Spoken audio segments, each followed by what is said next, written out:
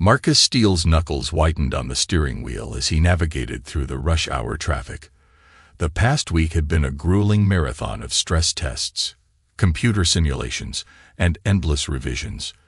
But it was worth it. His revolutionary earthquake-resistant building design was going to change the face of structural engineering. As he turned onto his street, a smirk played at the corner of his mouth. He was home early, ready to surprise Veronica. Maybe she'd actually be impressed this time. Instead of making some snide comment about how he was married to his work, the house loomed before him. Silent and still. No lights on. Strange. Veronica's yoga class should have ended an hour ago. Marcus entered. The silence hit him like a physical force. "Veronica," he called out. No answer. He moved through the house, noticing little details that set his teeth on edge. 2 wine glasses on the coffee table, a hastily abandoned meal on the dining room table, the air thick with the scent of Veronica's favorite perfume, and something else. Something masculine. In the kitchen, Veronica's laptop sat open on the counter. Marcus paused, his hand hovering over the keyboard. He'd never invaded her privacy before. He'd been a Boy Scout after all. Trustworthy, loyal, all that stuff. But something wasn't right. The hairs on the back of his neck stood up, just like they did when a client was lying through their teeth. He tapped the spacebar, waking the screen. His eyes narrowed as he noticed a hidden folder on the desktop. It was labeled innocuously, Fitness Progress. Marcus clicked it open, his stomach turning to lead as the contents loaded. Photos. Dozens of them. Intimate photos of their neighbor, Chad Blackwell. That smug man with his perfect abs and vapid smile. What the hell? Marcus muttered, scrolling through the damning evidence. Then he saw it. A document buried among the photos. Its innocuous title belied its chilling contents. A mass accident plan. He opened it. His hand shook with rage as he read. It wasn't just an affair. It was a damn conspiracy. His wife and that arrogant man were planning his accidental death. The document detailed various scenarios. A car accident on the winding road near their home. A tragic fall during a hike. Even a potential poisoning disguised as food poisoning. The level of detail was sickening. They'd even researched life insurance policies and ways to make the deaths look accidental to maximize the payout. Marcus leaned back, his mind racing. He dedicated 5 years of his life to this marriage. 5 years of hard work, compromise, and what he thought was love. And this was how she repaid him. He heard the front door open, Veronica's laughter floating through the house.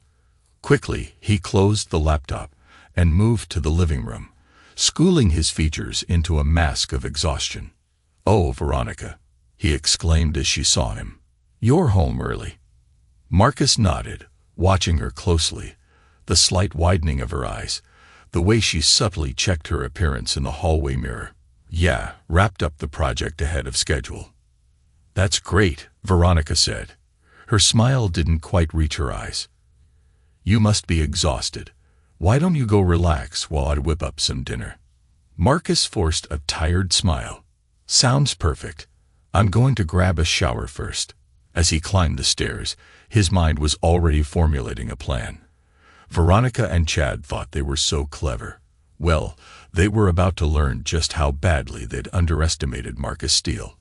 In the shower, Marcus let the hot water cascade over him, washing away the shock and leaving only cold, calculated anger. He replayed every moment of his marriage, searching for signs he might have missed. How long had this been going on? How many times had she lied to his face? When he came back downstairs, Veronica was in the kitchen, chopping vegetables with practiced ease. She looked up as he entered, her smile a perfect mask of affection. "Feeling better, honey?" she asked, her voice syrupy sweet. Marcus nodded, settling into a chair at the kitchen island. "Much. The hot water did wonders for my neck. You know how I get when I'm hunched over blueprints all day." Veronica looked sympathetic. "Poor you. Maybe you should book a massage. I could recommend someone." "Let me guess," Marcus interrupted, his tone carefully neutral. Chad knows a guy. Veronica's knife paused mid-chop. Well, yes actually. How did you know? Marcus shrugged, watching her face carefully. Just a guess. Chad seems to know everyone in the fitness world. He does have a lot of connections. Veronica agreed, resuming her chopping. It's good for his business. I'm sure it is. Marcus murmured, his mind racing. How many of those connections were actually lovers? How many other husbands had Chad missiled? As they ate dinner, Marcus played his part perfectly. He complained about work stress, praised Veronica's cooking, and even managed to laugh at her jokes. All the while, he was cataloging every micro-expression, every slight hesitation in her responses. So, he said casually as they cleared the table, any plans for the weekend? Veronica shrugged, not meeting his eyes. Oh, you know, the usual yoga, maybe some shopping. Nothing exciting. Marcus nodded, filing away the lie. Sounds nice. I might have to go into the office for a bit. This new project is really demanding. Of course it is, Veronica muttered, a hint of bitterness in her tone. Marcus pretended not to hear. But inwardly, his anger flared. How dare she act upset when she was the one betraying their vows? As they settled in for a night of mindless TV, Marcus's mind was working overtime. He had a lot to do, and not much time to do it. But one thing was certain. Veronica and Chad were going to regret the day they decided to cross Marcus' steel. The next day dawned bright and clear, a mockery of the storm brewing in Marcus's heart. He maintained a facade of normalcy, kissing Veronica goodbye as she left for work. Then he settled in to observe Chad, the 40-year-old personal trainer who lived next door. It didn't take long for Chad's true colors to show. As Marcus pretended to work on his laptop on the front porch, he watched Chad berate a young delivery person who'd brought him a package. Are you stupid? I said leave it by the garage, not the front door. What if it had rained? The delivery person, a teenager by the looks of it, mumbled an apology and quickly moved the package. Chad watched with a sneer, his muscled arms crossed over his chest. Yeah, that's right. Run along. You worthless waste of space, Chad muttered, just loud enough for Marcus to hear. Marcus's grip tightened on his coffee mug. What the hell did Veronica see in this man?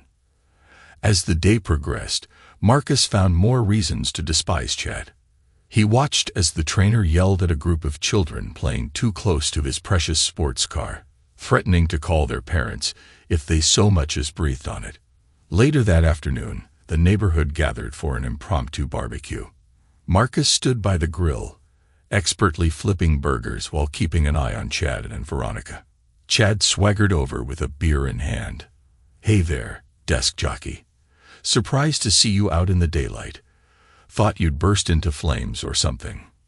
Marcus forced a chuckle. Just because I don't spend all day flexing in a mirror doesn't mean I'm a vampire, Chad. Chad's eyes narrowed slightly. Right? Well, better be careful with all those burgers. Don't want to ruin that dad bod you've been working on. Before Marcus could retort, Veronica appeared at Chad's side. Now, boys. Play nice. She laughed, the sound grating on Marcus's nerves. Just some friendly neighborhood ribbing, Chad said, his arms around Veronica's waist. Marcus watched as his wife leaned into the touch, her eyes sparkling with admiration. As the evening wore on, Marcus found himself eavesdropping on Chad's conversations. The man was insufferable, boasting about how he manipulated clients into buying expensive supplements and booking extra sessions. It's all about making them feel insecure, Chad was saying to another neighbor. Once they think they're not good enough, they'll do anything to improve. That's where I come in. Isn't that a bit unethical? The neighbor asked hesitantly. Chad laughed, a harsh, grating sound. Ethics don't pay the bills, my friend. Besides, I'm doing them a favor. They want to look good. I help them look good. Everyone wins. Marcus watched as Veronica laughed too loudly at Chad's crude jokes, her hand resting on his arm far longer than necessary. It made him sick. Hey, Marcus, Chad called out, Why don't you tell everyone about that fancy building you're working on? I'm sure we'd all love to hear about it." "What was it again?" "Earthquake-proof houses." Marcus gritted his teeth. "It's a revolutionary earthquake-resistant design for high-rise buildings. Actually, it could save thousands of lives in seismically active areas." Chad grinned theatrically. "Sounds thrilling.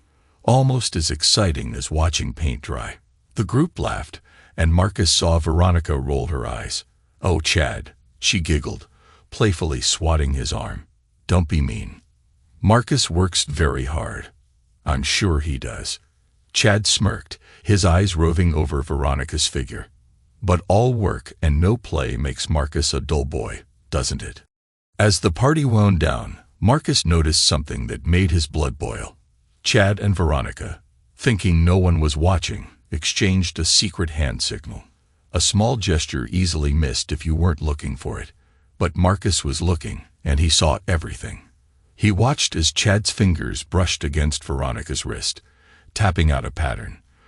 Veronica responded with a subtle nod, her eyes darting quickly to Marcus before returning to Chad. In that moment, Marcus knew. This wasn't just a fling. This was a full-blown conspiracy, right under his nose. And he'd been too blind, too trusting to see it.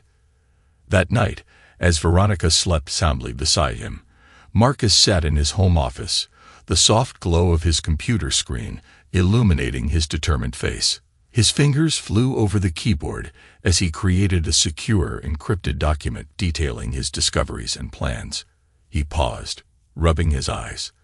The betrayal still stung, but he pushed the pain aside. There would be time for that later. Right now, he needed to focus. Marcus pulled up a search engine, looking for private investigators in the area. He needed someone discreet, someone with a stellar reputation. After an hour of research, he found his guy. Ex-military, top reviews, known for his discretion. Perfect. He drafted a quick email. "Mr. Hawkins, I find myself in need of your services. Discretion is paramount. Please contact me at your earliest convenience to discuss the details. Regards, Marcus Steele." Next, he drafted an email to his company's legal team. He needed to protect his new design. Ensure that Veronica couldn't get her hands on it in case things went south. He hesitated for a moment before hitting send. "Legal team, I've completed the preliminary designs for the earthquake-resistant structure. Given the sensitive nature of this innovation, I believe we need to take extra precautions to protect our intellectual property. Can we schedule a meeting to discuss patent applications and potential non-disclosure agreements for all involved parties? Best, Marcus Steele." As the first light of dawn crept through the windows, Marcus began the process of creating a private trust for his assets. He'd be damned if Veronica and Chad got their hands on a single penny of what he'd worked so hard for. He created a new document outlining the structure of the trust.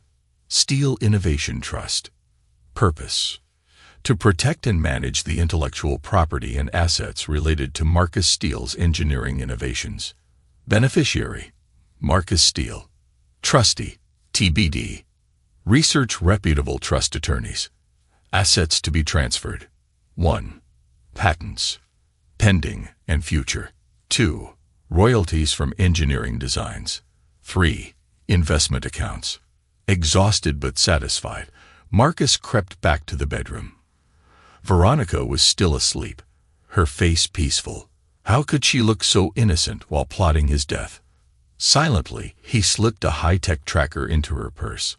It was small, undetectable unless you knew exactly what you were looking for.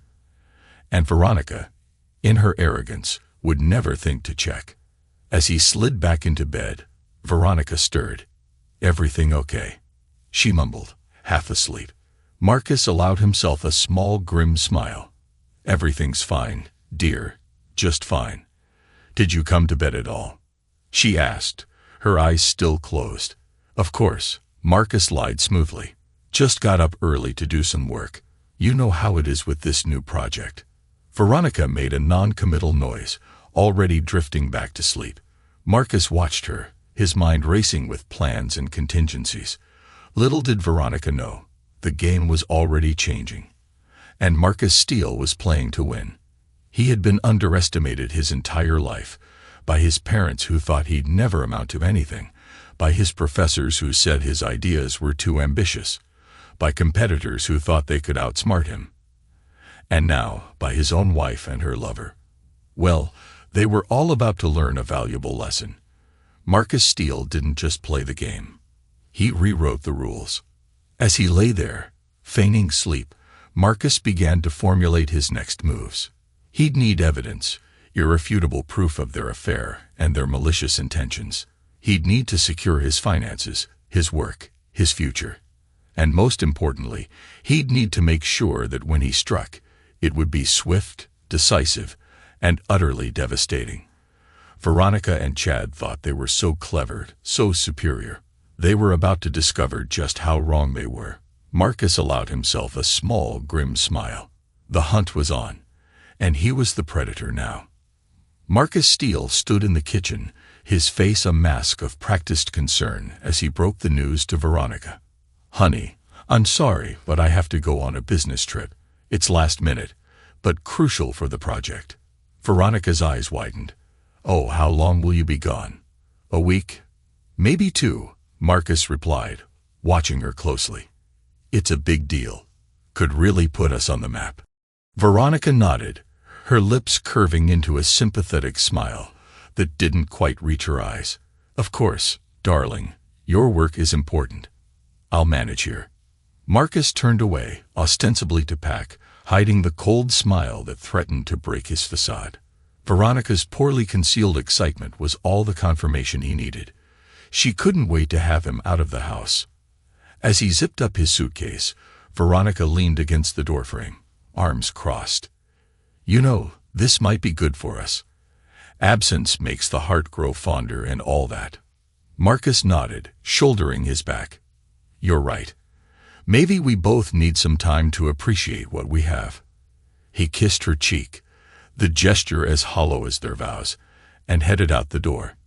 In the rearview mirror, he watched Veronica wave goodbye, her other hand already reaching for her phone, probably texting Chad. He thought bitterly. Instead of the airport, Marcus drove to a nondescript hotel on the edge of town. As he checked in, he couldn't help but smirk. Veronica thought she was so clever, but she had no idea what was coming. In his room, Marcus set up his laptop, connecting to the tracker he'd planted in Veronica's purse. For hours, he watched the blinking dot move around town. Yoga class, lunch with friends, a stop at the mall, all perfectly innocent. Then, as evening fell, the dot began moving towards the outskirts of town. Marcus's jaw clenched as he watched it come to rest at the Starlight Motel, a seedy establishment known for its hourly rates and no questions asked policy. "Got you. You cheating woman," he muttered, grabbing his keys. The Starlight Motel was even more depressing in person. Peeling paint, flickering neon, the whole 9 yards. Marcus parked across the street, his rental car innocuous in the shadows. He didn't have to wait long. A familiar sports car pulled into the lot, and Chad emerged, looking around furtively before heading to room 12. Moments later, Veronica's car arrived. She hurried to the same room, giggling as Chad pulled her inside. Marcus's hands tightened on the steering wheel, knuckles white. Part of him wanted to storm over there to confront them, to make them pay.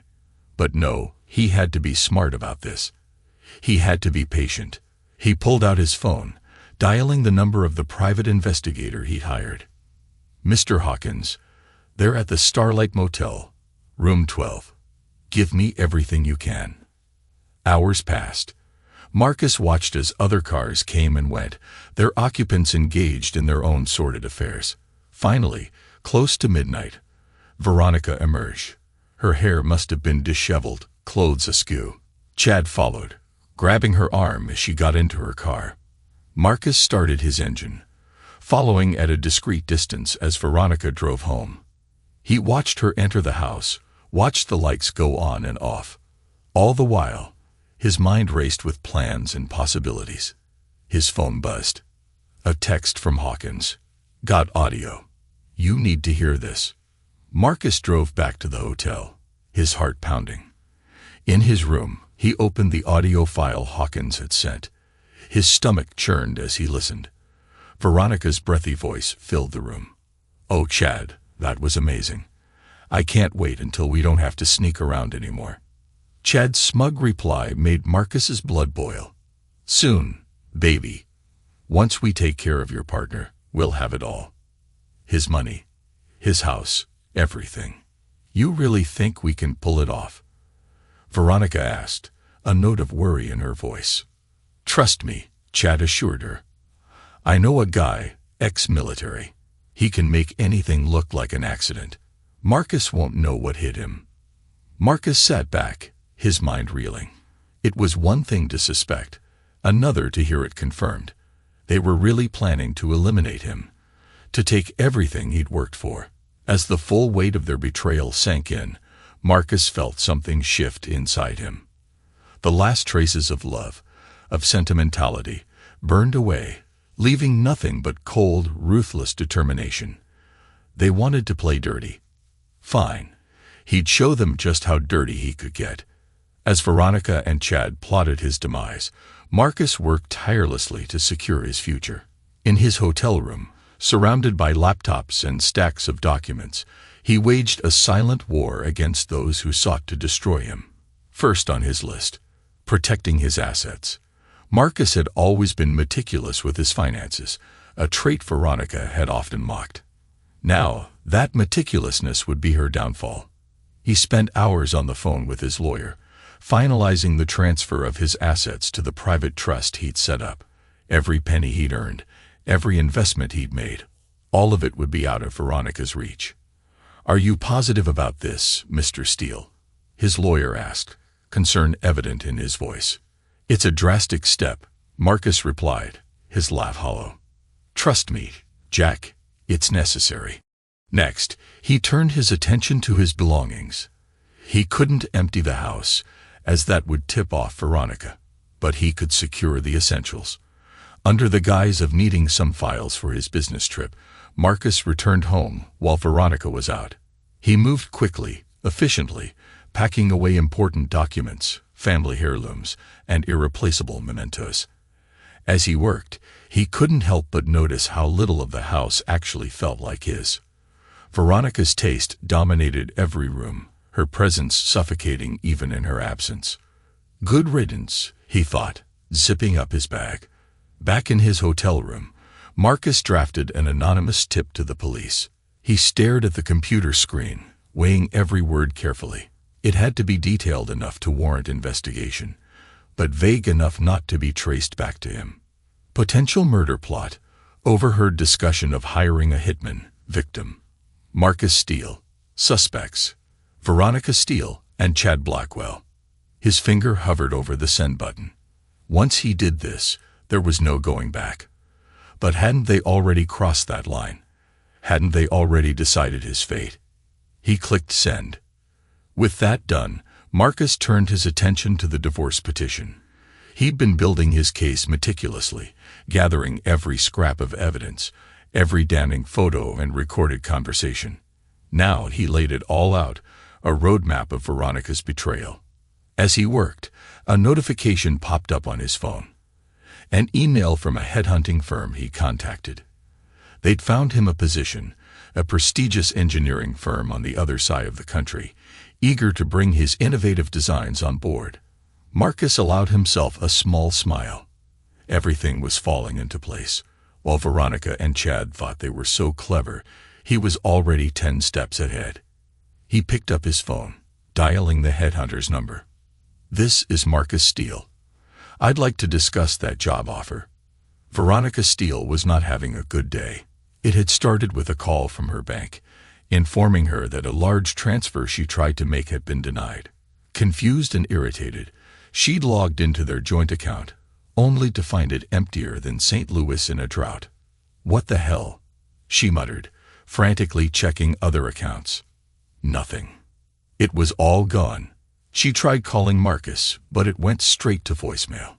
Typical. The one time she actually needed to talk to him, he was unreachable. As the day wore on, her anxiety grew.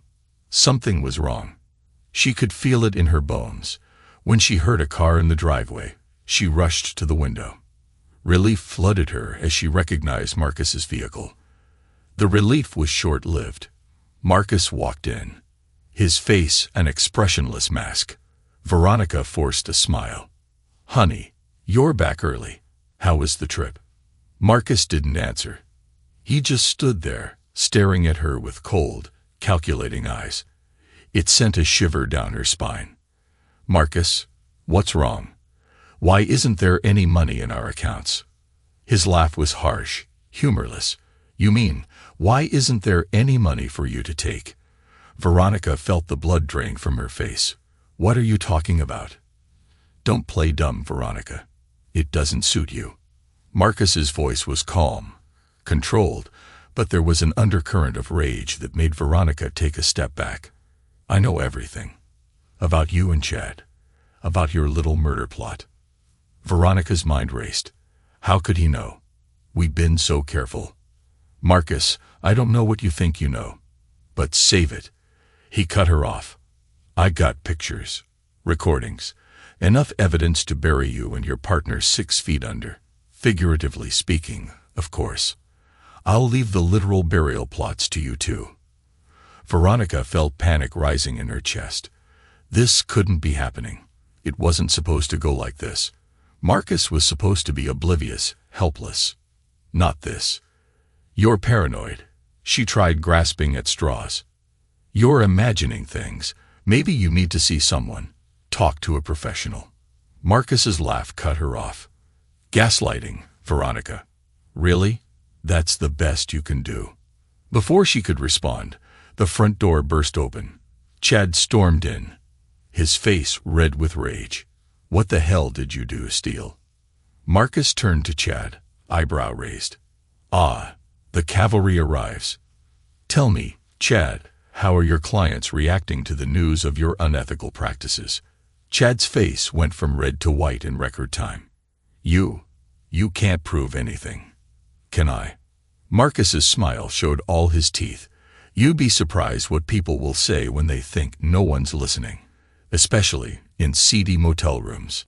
Veronica looked between the two men, her carefully constructed world crumbling around her. This wasn't how it was supposed to go. Marcus was supposed to be weak, pliable, easy to manipulate, and easier to eliminate. But the man standing before her was none of those things. He was hard, cold, ruthless. For the first time, Veronica felt a flicker of fear. "You can't do this," she said, her voice shaking. "I'll ruin you. I'll tell everyone at your company what a paranoid, delusional person you are." Marcus's smile didn't waver. "Go ahead. In fact, let me save you the trouble." He pulled out his phone, showing them an email. "I've already informed them of the situation. Guess what? They're backing me 100%. Turns out, they're not too fond of employees who conspire to eliminate their top engineers. Who knew?" Chad, never one for patience, snapped. With a roar, he lunged at Marcus, fists swinging. But Marcus was ready. He sidestepped smoothly, using Chad's momentum to send him crashing into the coffee table. As Chad lay there, groaning amidst the shattered glass, Marcus turned back to Veronica. "I've already filed for divorce. Don't bother contesting it. You won't win." Veronica felt tears welling up in her eyes, not of sadness or remorse, but of pure, unadulterated rage. "You think you've won. This isn't over." Marcus's smile was cold as ice. "Oh, but it is, Veronica. It's been over for a long time. You just didn't know it." With that, he turned and walked out, leaving Veronica and Chad to stew in the ruins of their failed plan. As the door closed behind him, Marcus felt a weight lift off his shoulders. It wasn't over. Not by a long shot, but he'd taken back control. And he'd be damned if he ever let anyone take it from him again. The clock on Marcus's nightstand glowed an eerie 2:37 a.m. as he silently slipped out of bed. Veronica's sleeping form didn't stir.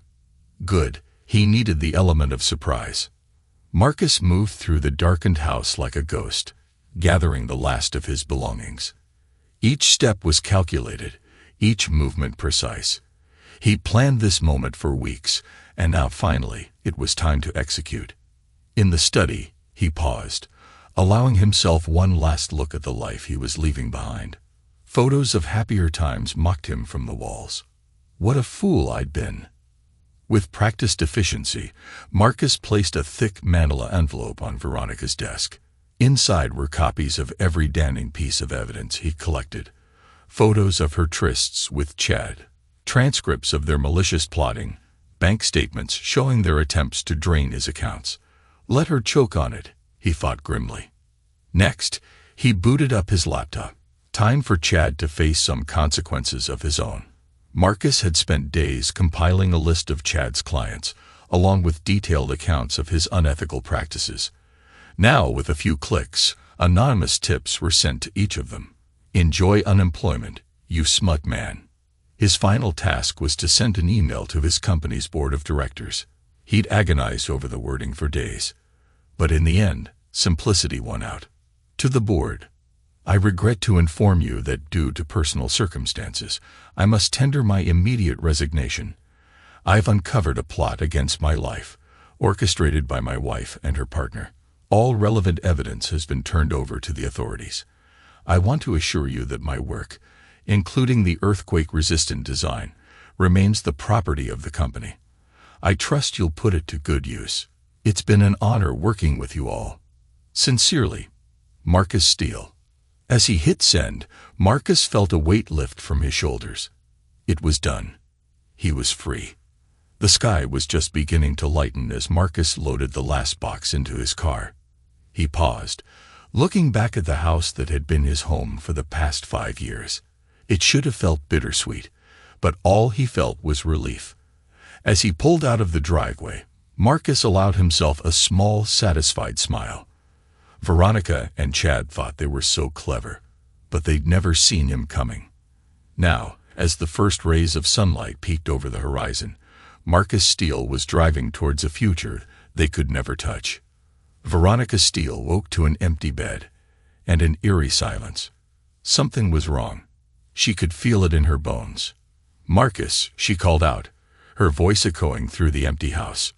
No answer. Panic rising in her chest, Veronica stumbled out of bed. She rushed from room to room, each empty space amplifying her growing dread. In the kitchen, a single sheet of paper on the counter caught her eye. Divorce papers. Her hands shook as she read the details, each word a nail in the coffin of her carefully constructed life. "No, no, no," she muttered, frantically dialing Marcus's number. Straight to voicemail. She tried Chad next. He answered on the third ring, his voice groggy and irritated. "What?" he asked. "He's gone," Veronica hissed. "Marcus is gone, and he knows everything." "What the hell are you talking about?" "He left divorce papers." Veronica's voice caught as she spotted the manila envelope on her desk. Oh God. She ripped it open, photos and documents filling out. Their secret meetings, their private conversations, all laid bare in high-resolution color. "Chad, we're screwed," she whispered. "Calm down," Chad snapped. "He can't prove anything. We'll deny it all." But even as he spoke, Chad's other line beeped. "Hang on," he muttered, switching over. Veronica paced the kitchen, her mind racing. How had Marcus found out? How long had he known? And more importantly, what was he going to do? Chad's roar of rage answered at least one of those questions. "That man," he bellowed as he switched back to Veronica. "He sent everything to my clients. Everything. They're all canceling their contracts. My reputation is ruined." Veronica felt the walls closing in. This couldn't be happening. It wasn't supposed to be like this. Marcus was supposed to be the victim, not them. A sharp knock at the door made her jump. Through the window, she saw 2 police officers standing on her porch, their faces grim. "Mrs. Steele," one called out, "we need to ask you some questions about a reported murder plot." Veronica's world tilted on its axis. This was it, the end of everything. As the officers led her away in handcuffs, Veronica caught sight of her reflection in the hall mirror. The woman staring back at her was a stranger. Pale, disheveled, defeated. "What have I done?" she thought, but it was too late for regrets now. Across town, Chad Blackwell was facing his own reckoning. His phone wouldn't stop ringing. Each call brought another cancellation, another angry client demanding answers. He tried accessing the joint account he and Veronica had set up, the one they'd planned to use after Marcus was gone, but the account was empty, closed, as if it had never existed. "This is terrible," Chad roared, hurling his phone against the wall. How had it all gone so wrong? Marcus was supposed to be weak, pliable, and an easy mark. Instead, he'd outplayed them at every turn. As Chad sank to the floor, his empire crumbling around him, he realized a terrible truth. They'd underestimated Marcus Steele, and now they were going to pay the price. The San Francisco skyline stretched out before Marcus Steele, a glittering promise of new beginnings. From his penthouse apartment, he could see the Bay Bridge, the Transamerica Pyramid, and in the distance, the rolling hills that surrounded the city. It had been 6 months since he'd left his old life behind, and he hadn't looked back once. His phone buzzed, a news alert lighting up the screen. Revolutionary earthquake-resistant design garners international acclaim. Marcus smiled. His work was finally getting the recognition it deserved. And more importantly, it was going to save lives. Another buzz, this one an email from his lawyer, Jack Thompson. "I'm pleased to inform you that the divorce has been finalized. As expected, the judge ruled entirely in your favor. Your ex-wife will receive nothing from the settlement. Congratulations on your fresh start. Best regards, Jack Thompson." Marcus let out a breath he didn't realize he'd been holding. It was over. Really, truly over. He poured himself a glass of scotch, savoring the rich, smoky flavor as he looked out over the city. In the reflection of the window, he saw not the broken man Veronica and Chad had tried to make him, but a survivor. A victor. His phone buzzed again. This time, it was a text from his sister. "Just saw the news. Veronica and Chad are facing criminal charges for conspiracy to commit murder. Thought you'd want to know. You okay?" Marcus typed back a quick reply. Never better. And it was true. For the first time in years, Marcus felt truly free. Free from betrayal, free from deceit, free from the suffocating weight of a loveless marriage. As the sun began to set, painting the sky in brilliant shades of orange and pink, Marcus raised his glass in a silent toast. To new beginnings, to justice served, to the bright future I'd built for myself, brick by brick, from the ashes of betrayal. The Marcus Steele who had driven away from his old life 6 months ago was gone. In his place stood a man tempered by fire, stronger and more resilient than ever before. Let Veronica and Chad rot in their cells, he thought. I have a life to live, innovations to create, a world to change. Marcus Steele is just getting started. The applause was deafening as Marcus Steele cut the ribbon, officially opening the first building constructed using his revolutionary earthquake-resistant design. Cameras flashed, reporters shouted questions, but Marcus remained calm and collected. This was his moment, the culmination of years of hard work and sacrifice. And no one, not Veronica, not Chad, not anyone, could take it away from him. As he stepped up to the podium to give his speech, a news ticker caught his eye. Local woman and fitness trainer sentenced in murder-for-hire plot. For a moment, memories of his old life threatened to surface. The betrayal, the pain, the anger, but Marcus pushed them aside. That was the past. This, right here, was his future. With a satisfied smile, Marcus turned back to the crowd. They were waiting for him, eager to hear from the man who had revolutionized structural engineering. And he was ready to deliver. "Ladies and gentlemen," he began, his voice strong and clear. "Today is not just the opening of a building, but the dawn of a new era in construction." As he spoke, Marcus felt a sense of peace wash over him. He had faced the storm, weathered the betrayal, and come out stronger on the other side. The future was bright, and Marcus Steele was ready to embrace it with open arms.